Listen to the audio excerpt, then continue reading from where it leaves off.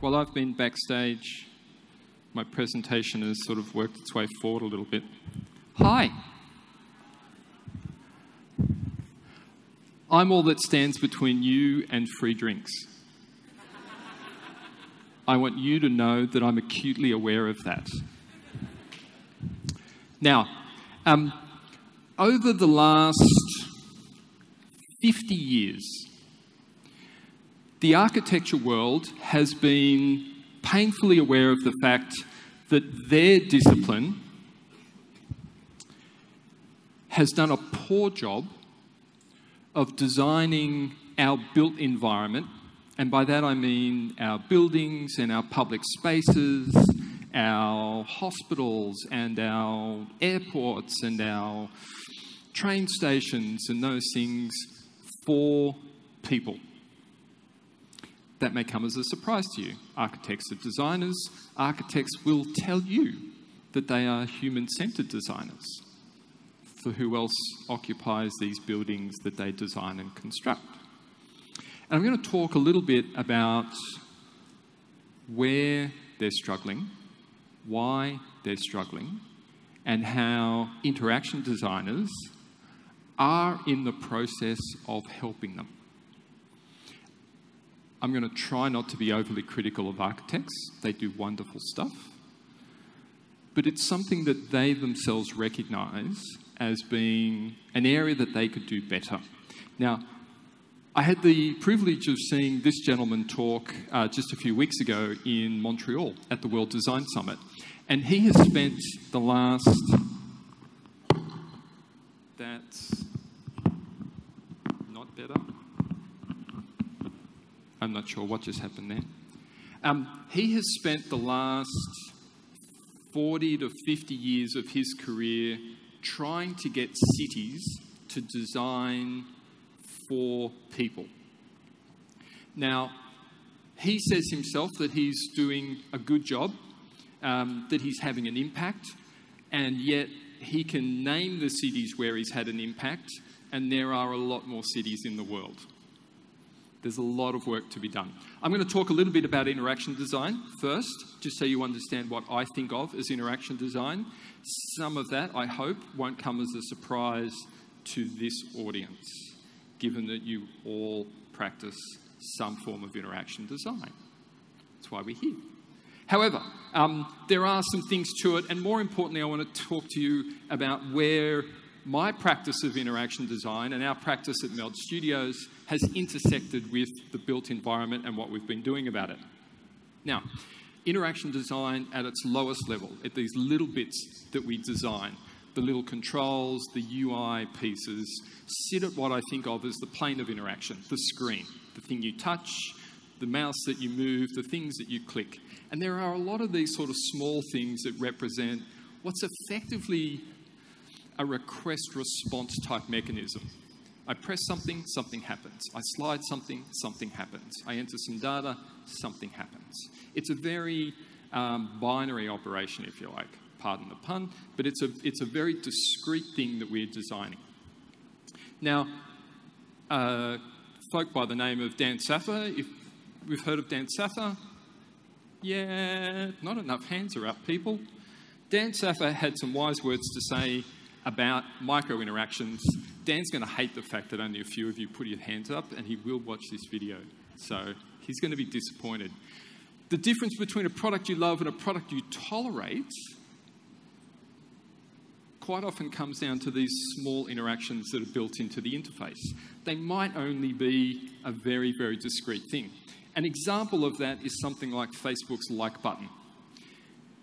To begin with, it was just a very discrete interaction. They've made it more complicated by allowing you to express a small number of emotions. And as we heard earlier today, when Cynthia was talking, we have many more emotions than the 6 I'm allowed to express through Facebook.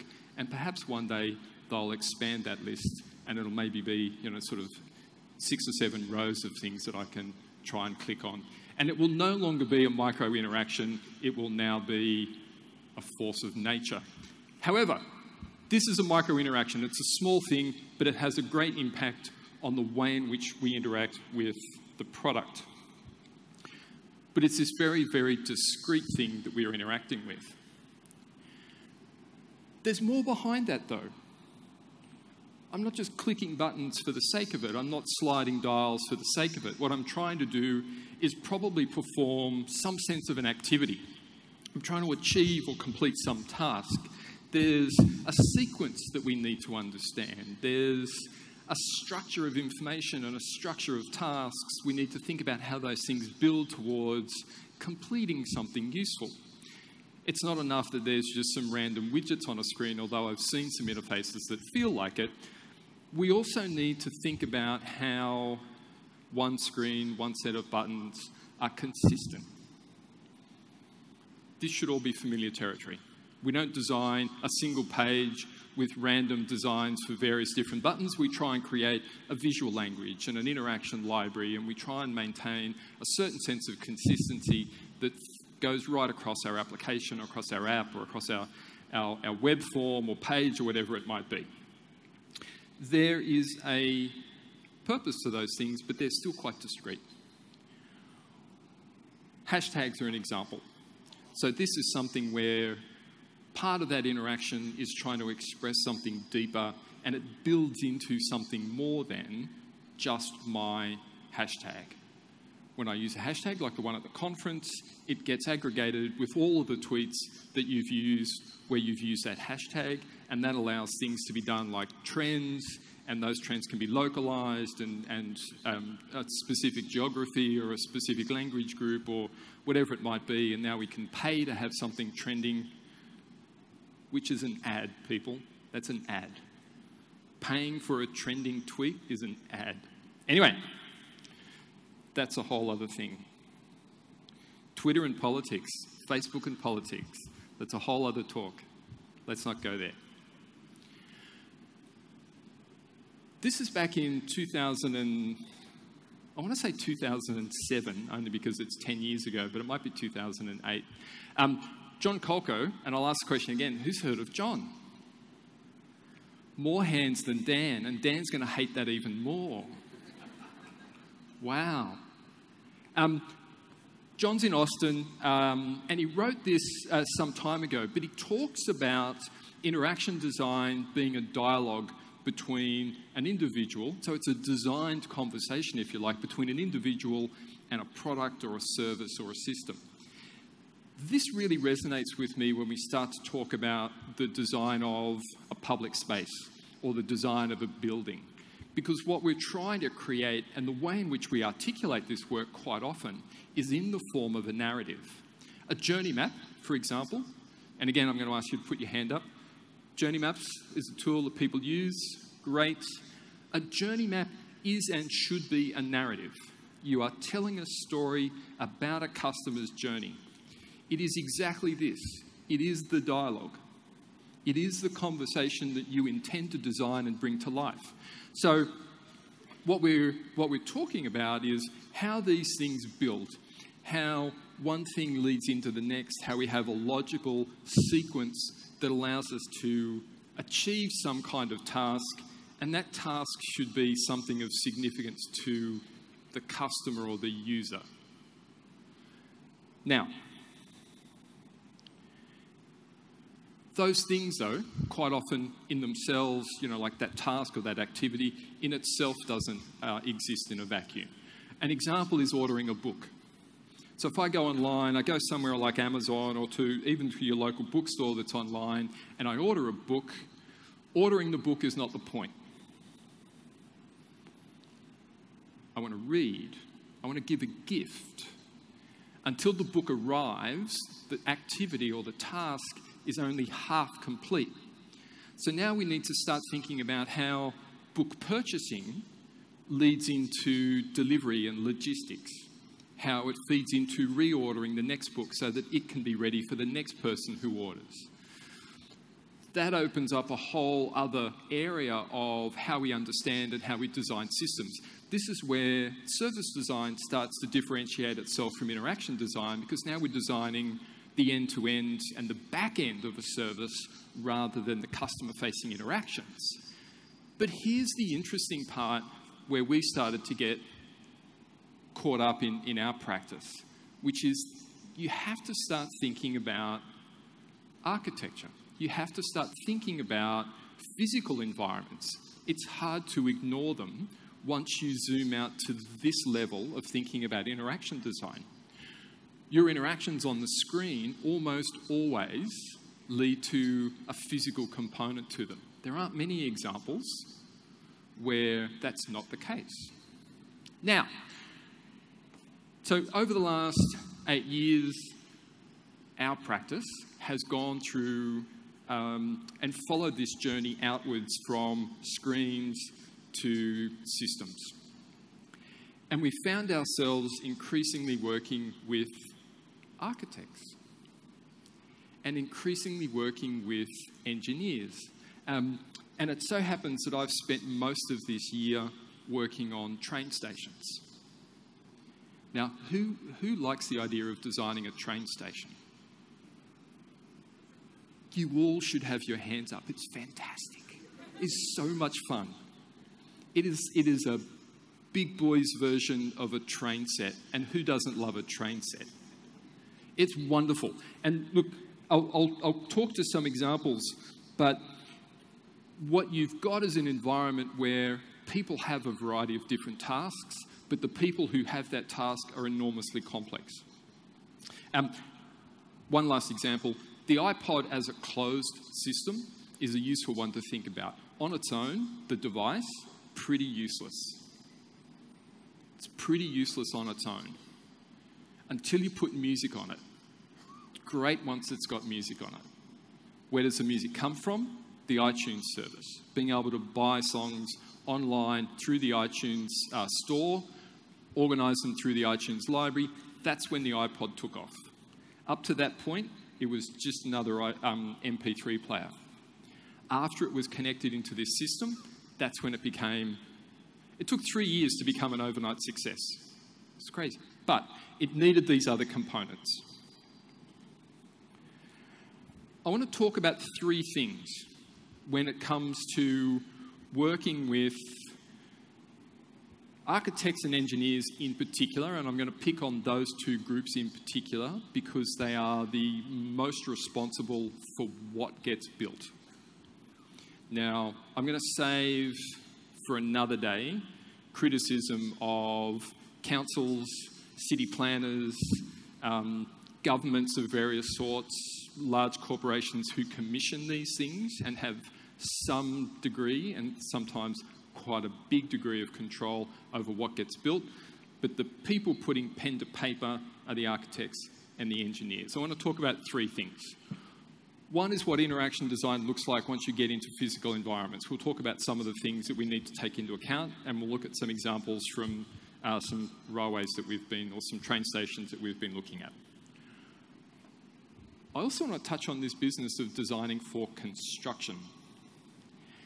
Greg made the comment in his last talk just a few minutes ago about agile methods and agile methods of designing and developing rapid iterations, get something out in the world, test it, refine it, put something else out into the world. I know there's a few people, probably more than a few in the audience, who work in an agile way, where your prototype is a live beta, where you're constantly evolving. Does not work when you're building things with concrete and steel and bricks and cables. You are much more constrained. You are much more constrained. I think it was Frank Lloyd Wright who said you can, like an eraser on the drafting board is an architect's best friend. His next best friend is a crowbar on the site. And it's much easier to erase a line or change something on the drawing board when it's just an idea than it is to start changing construction. And clients don't like doing it. Once they get into, especially large infrastructure jobs, large buildings jobs, they just don't want to make changes. They've committed to a timeline, they've committed to a budget, they've got a big hole in the ground that's going to be filled with concrete, it's going to build up with steel and iron and other bits and pieces. they don't want to change. Once they've committed to that part of it, they really don't want to change. And their process is very much geared to it. I'm going to talk about designing for construction.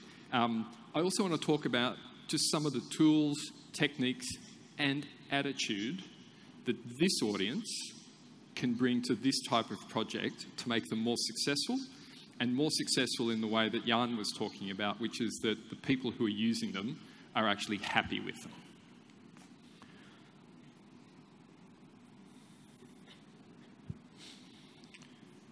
So interaction design in the physical environment. Just like on screens, just like on your device or when designing for the web, there are a number of different scales at which interaction design and design takes place within a physical environment. We can't ignore any of those.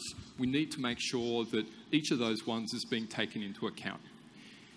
In an architectural job and in an engineering job, the thing that we tend to do first is deal with issues that will have the most impact on cost.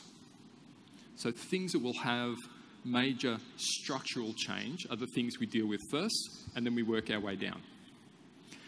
Interestingly, in buildings, that means stairs, elevators, escalators are three of the most important things that get designed early on, because they have the biggest impact on the footprint of the building.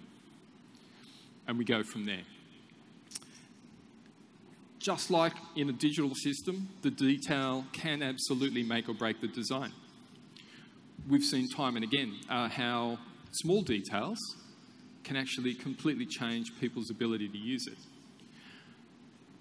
We saw a story, we saw an example, I'll give you a quick example. We saw one of the train stations we were looking at redesigning had a long pathway leading out onto the road, and it came down a hill and then led to a pedestrian crossing where, you know, like there's a set of lights and out people go. And they go across a busy intersection and they get to the far side of it and up they go and they disappear into something on the far side. Looks great. When you stand there and you look down the hill and out and through, perfect. Turn it around though,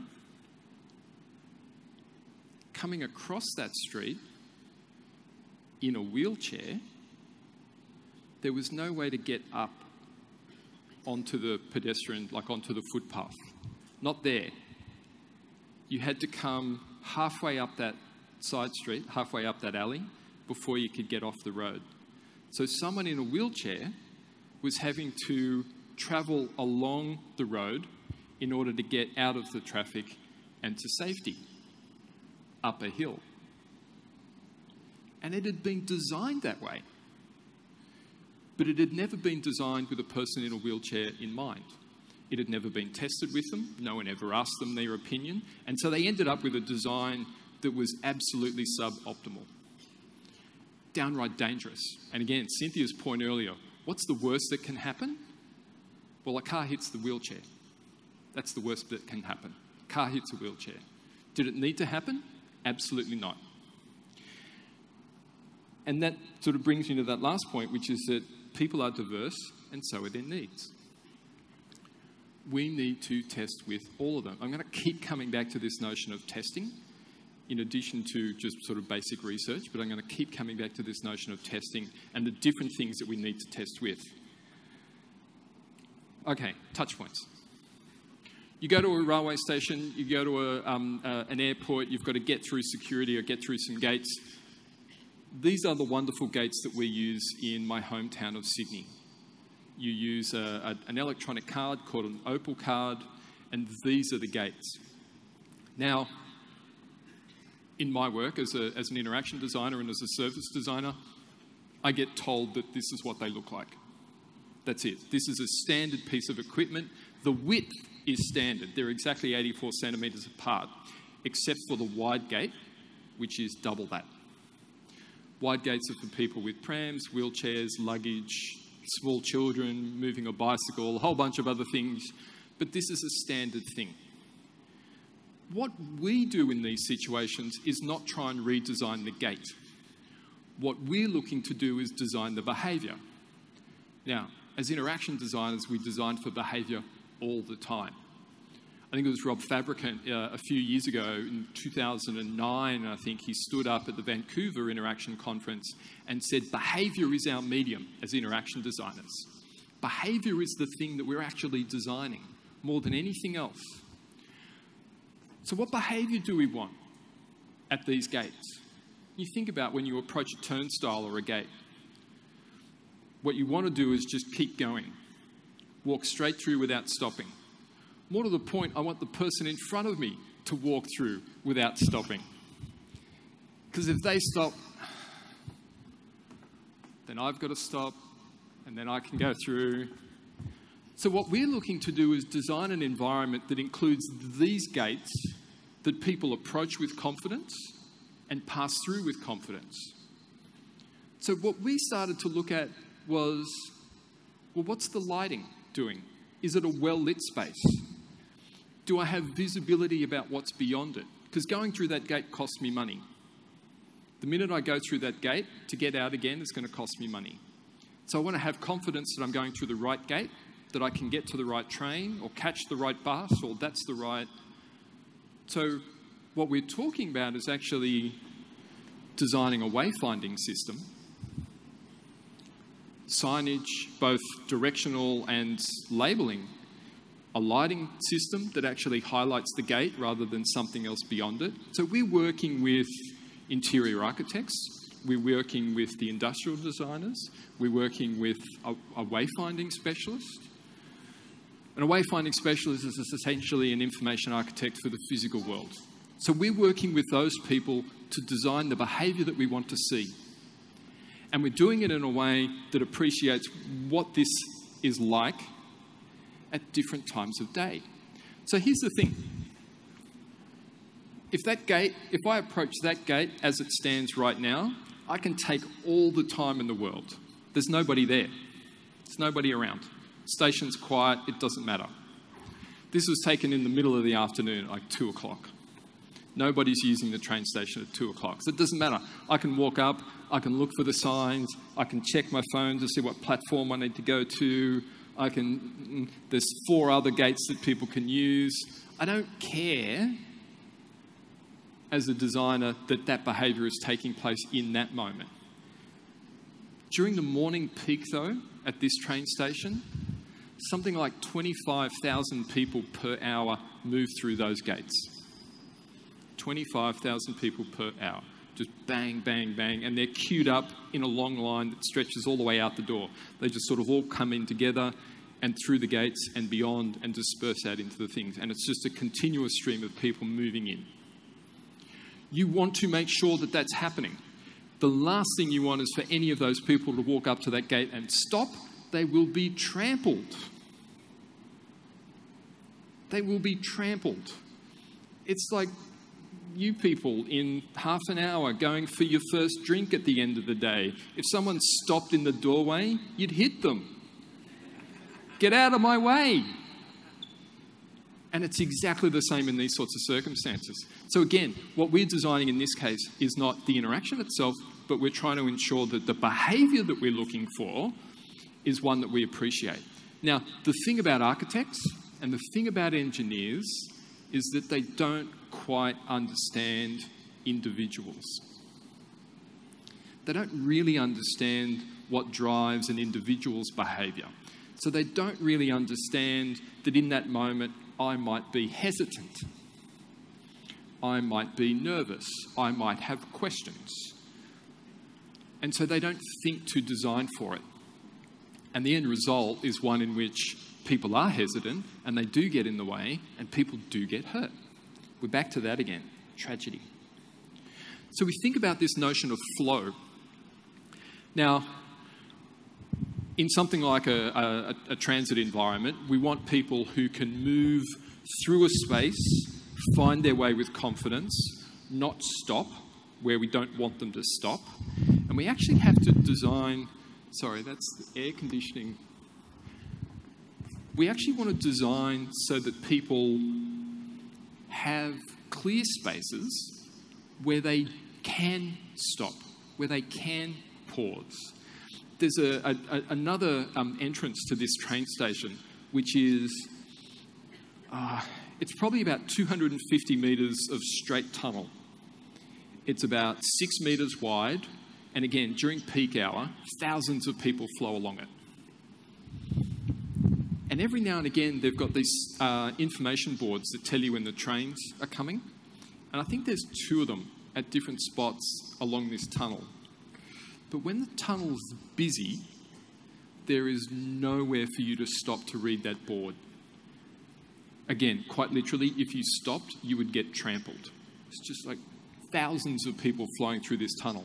The information board is therefore pointless.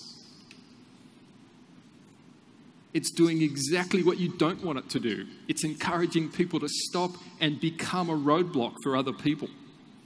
You become the obstacle that you don't want to be in this world.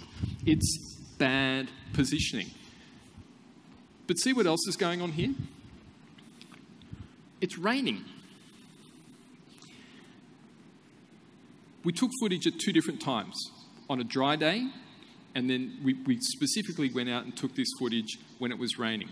Because people behave differently when they get under cover in the rain.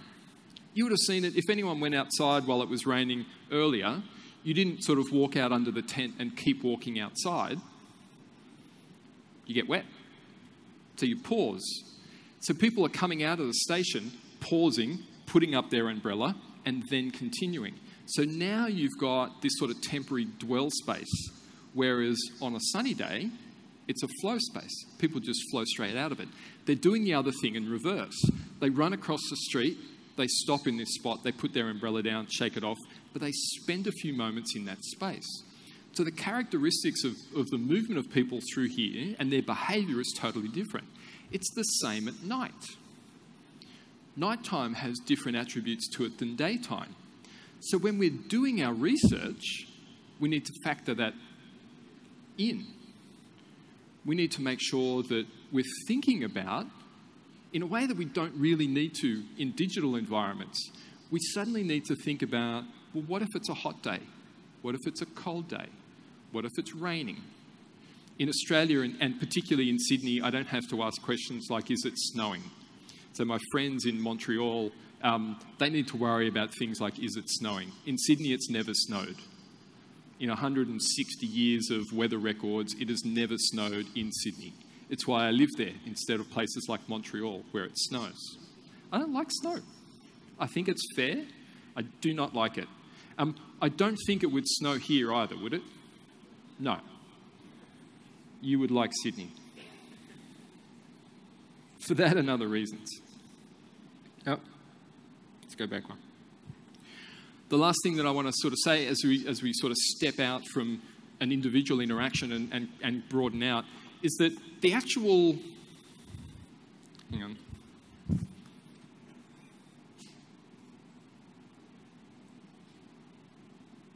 No.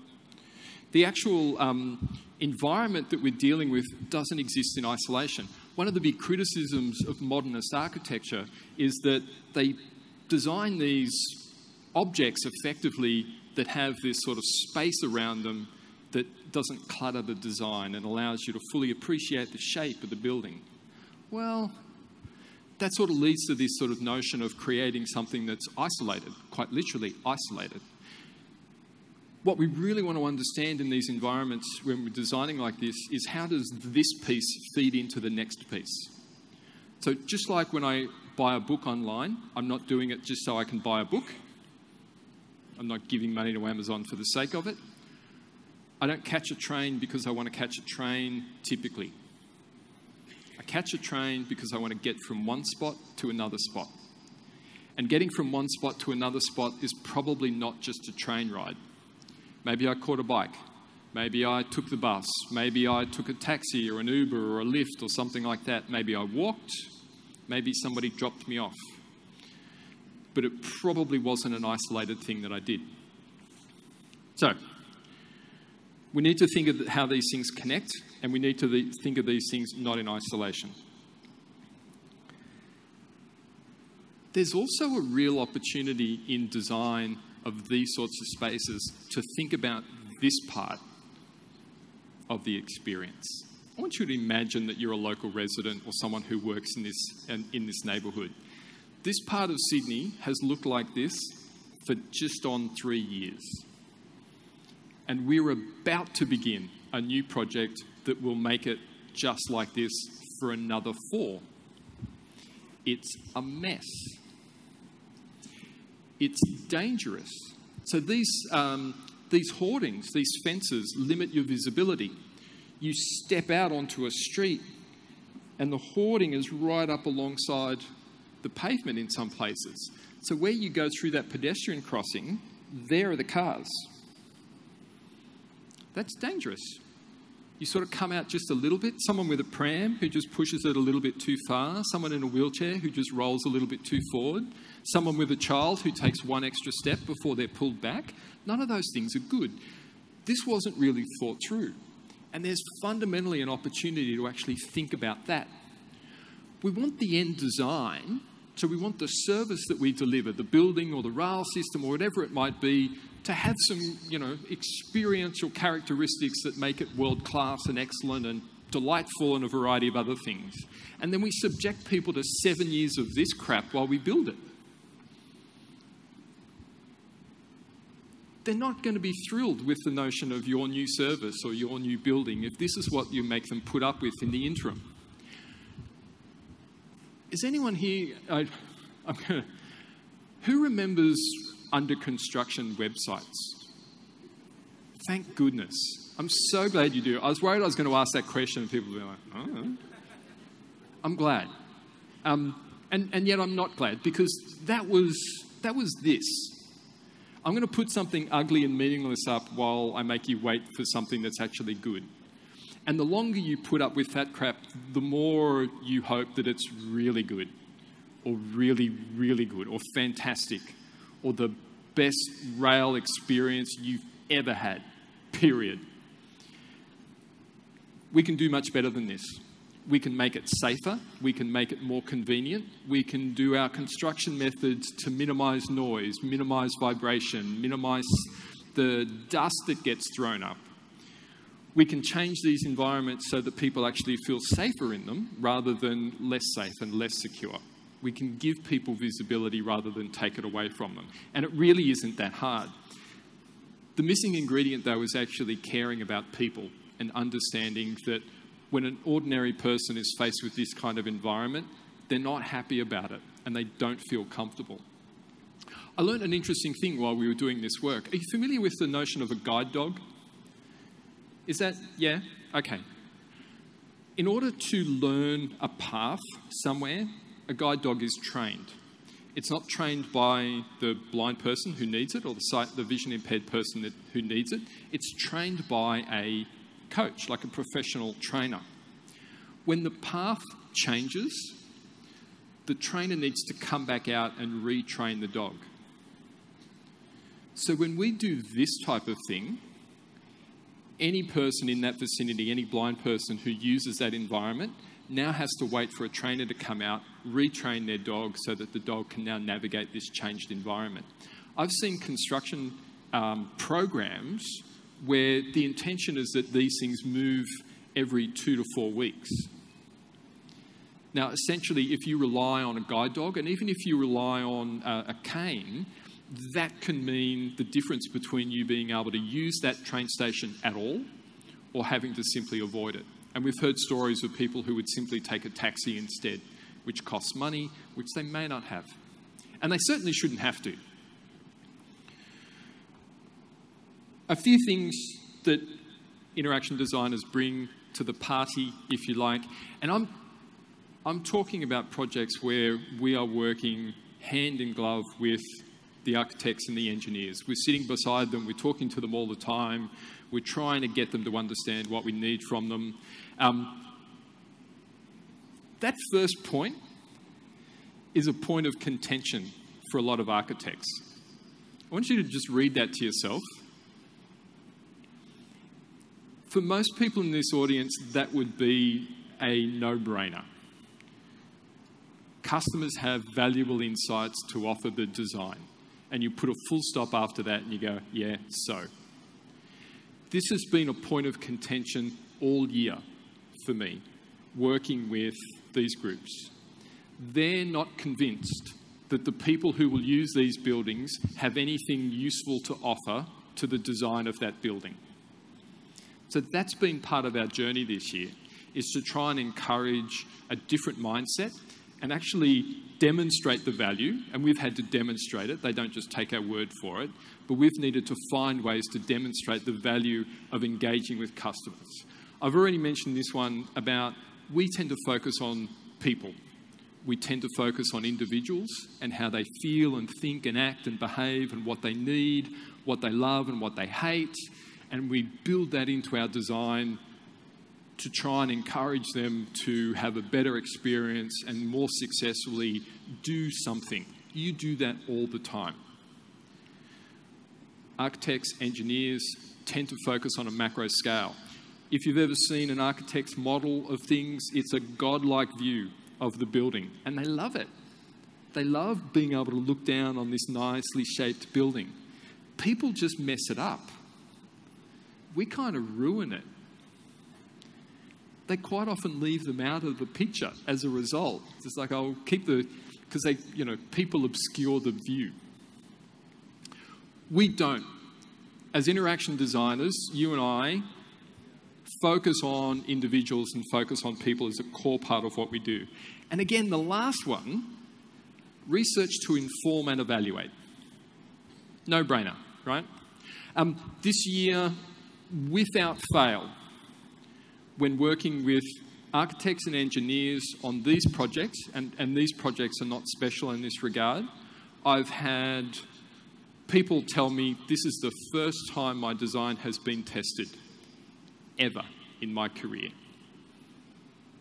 I've never had feedback from somebody about the utility or the usefulness of my design until it's been built, ever.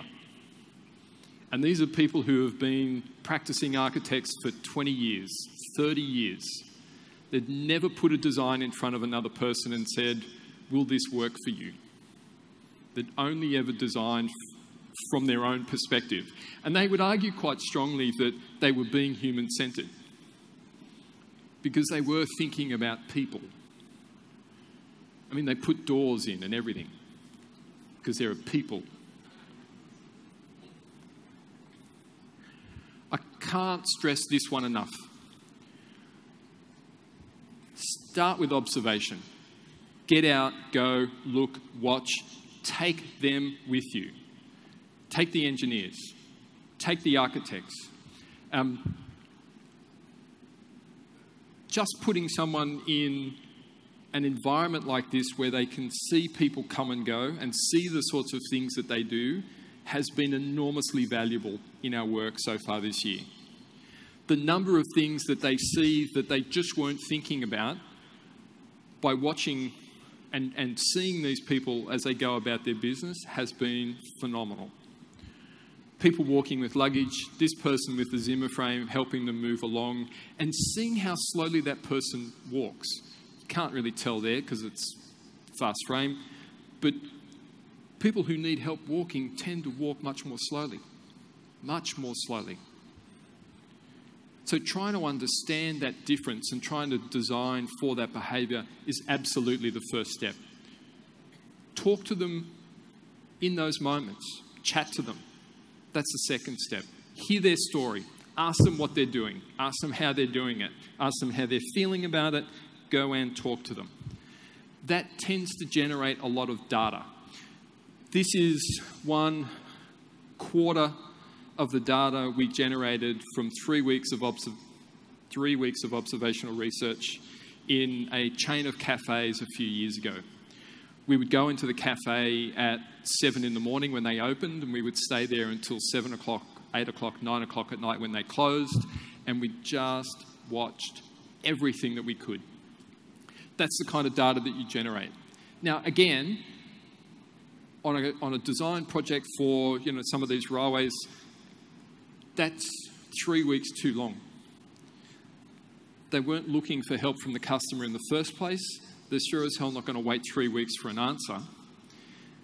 But this is the data and this is the process, and you will know that this takes time to go through. This takes time to actually make sense of. But the insights that come out of this type of analysis, a qualitative analysis, is priceless. We share these stories with photos. We get people to, so we'll bring together that group of engineers and architects. We've got construction engineers, people who are going to dig tunnels and lay cable and stuff. And we would get them and we would walk them through and tell them stories about what we'd seen and heard. We'd show them videos. Where we could, we would take them out. But we tried to really get through to them what we were seeing meant for them, and more importantly, for the design. And this was a key thing. We did work to test and then refine the design.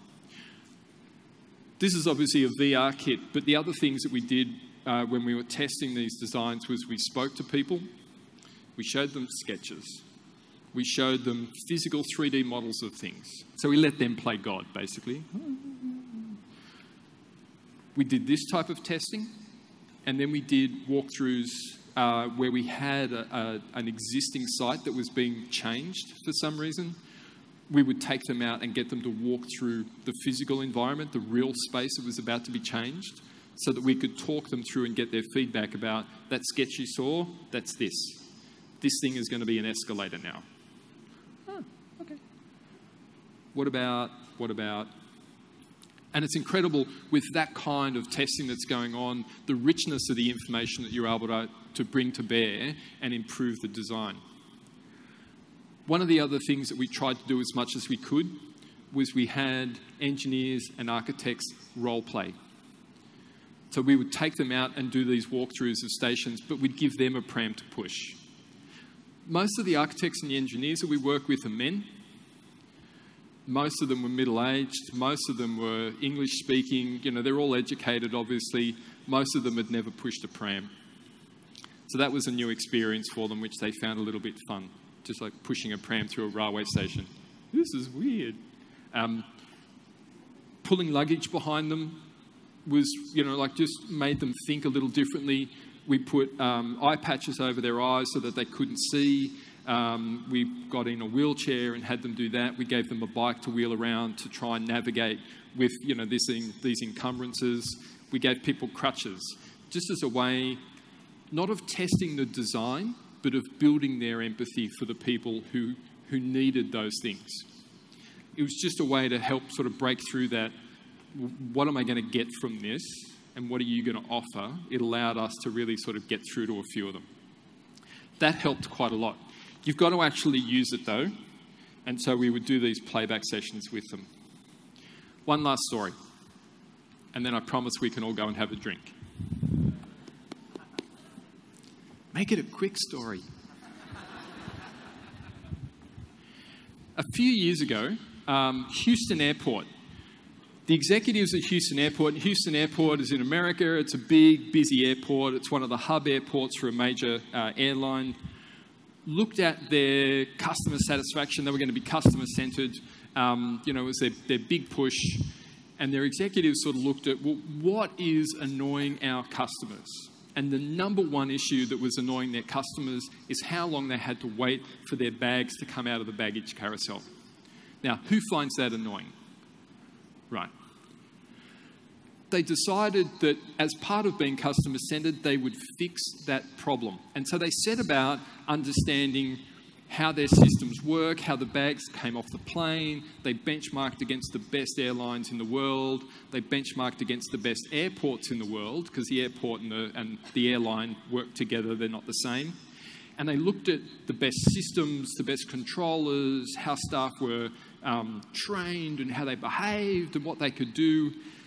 They spent a good deal of money and a good deal of time and energy, and they reduced the average handling time of bags from plane to carousel from about 15 minutes down below 10.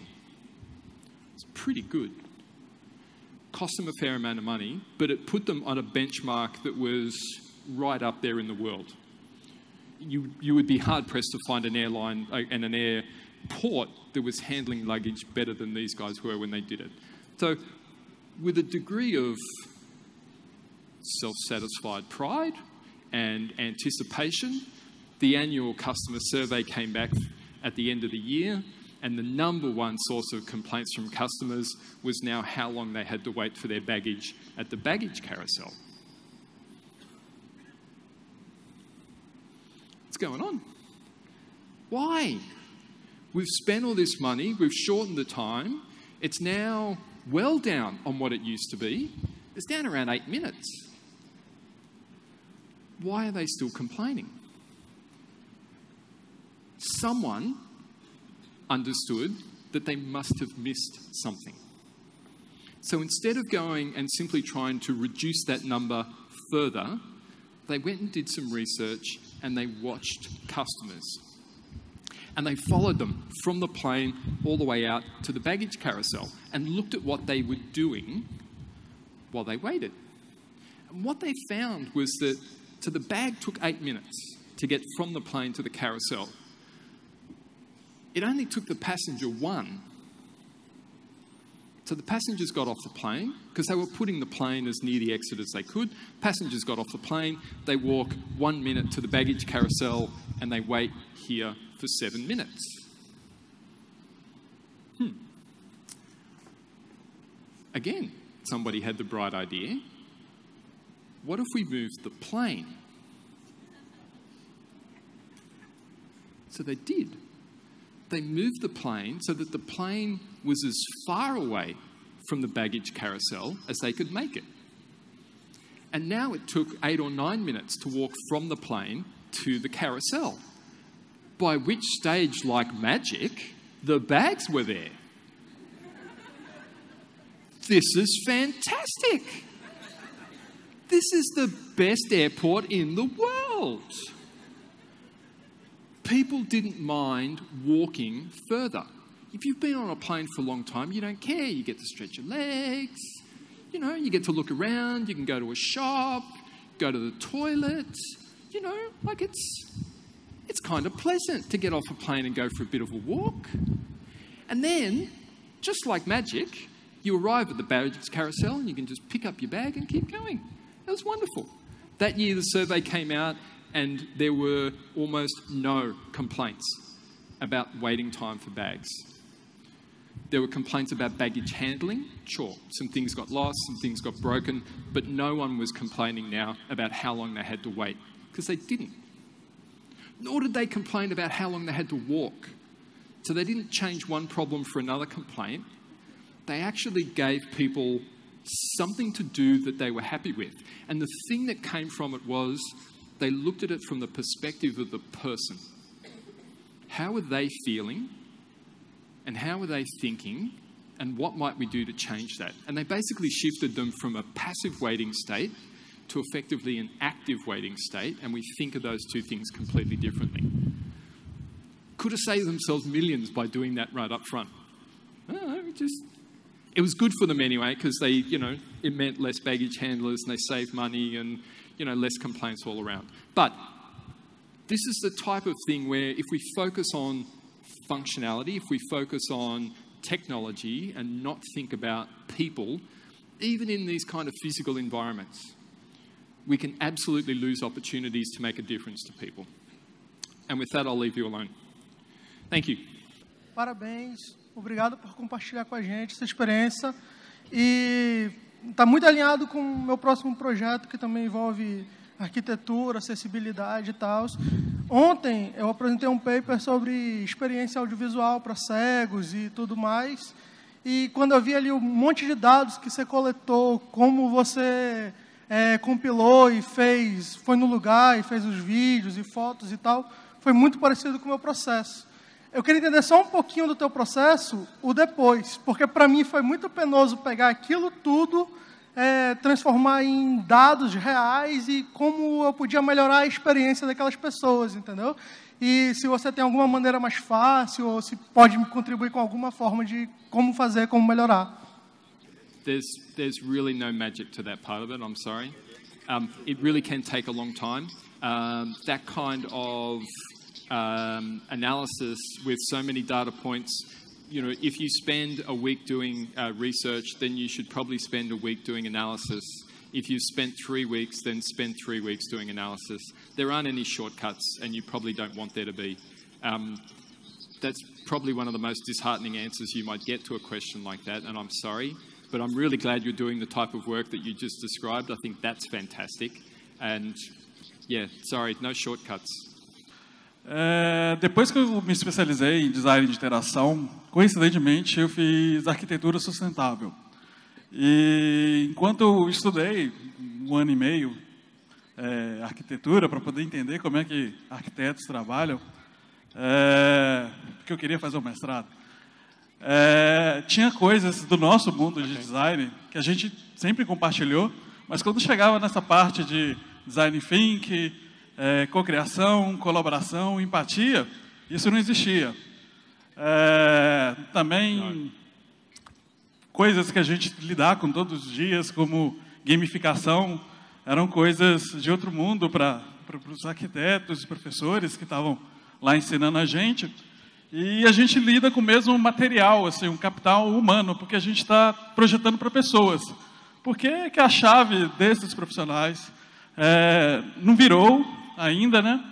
E como é que a gente faz para poder fazer que isso aconteça? Porque eu conheço poucos projetos que as empresas que foram contratadas pediram para que aquele projeto arquitetônico fosse feito de modo colaborativo, por exemplo. Igual a sede da CIT em Campinas, foi feita a partir do que os próprios funcionários queriam.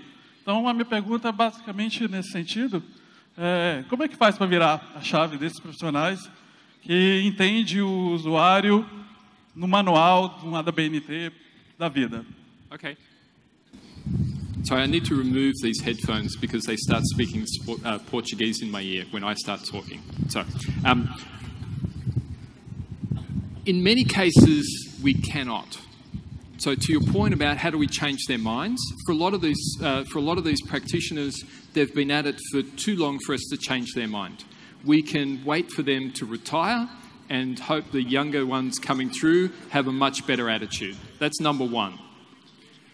The second one, though, is that we need to be in a position to demonstrate that we've got value to offer. So we need to be going to them with proof points about what we've learned and how it can help them. And if we're not, why the hell should they believe us? And why should they change? We need to be the ones pushing. And we need to make sure that bit by bit we are helping to demonstrate that there's value in shifting. In my home state of New South Wales, the New South Wales Transport Department, it's called Transport for New South Wales, but it's the government department who commissions transport projects in our state. They're spending probably $40-odd billion Australian this year on infrastructure projects in our home state. And they have dictated to the architects and the engineers who want to build these things that they must adopt a customer-centred design process. It must have direct input from customers who are the kind of diverse groups that I've been talking about. It must go through iterations. It must be tested in a variety of different ways. They've been very, very explicit about it. And that is driving a change in the behaviour. So those projects are some of the ones where a construction company who's made billions out of just digging tunnels through rock and laying track down and never talking to a customer, they're coming to a company like ours and approaching people like us and saying, we need your help. We don't work like this. We don't understand. We're not sure how to engage or what to do with the information that we've gathered. Help us. And that's having a huge impact. So it's positive, and certainly the amount of work that we've been doing this year in this space has been really encouraging, and encouraging that for at least some groups, and it will spread, that at least some groups it's becoming a real point of importance and will make a huge difference. I hope that answered the question. Thank you, Steve. Thank you.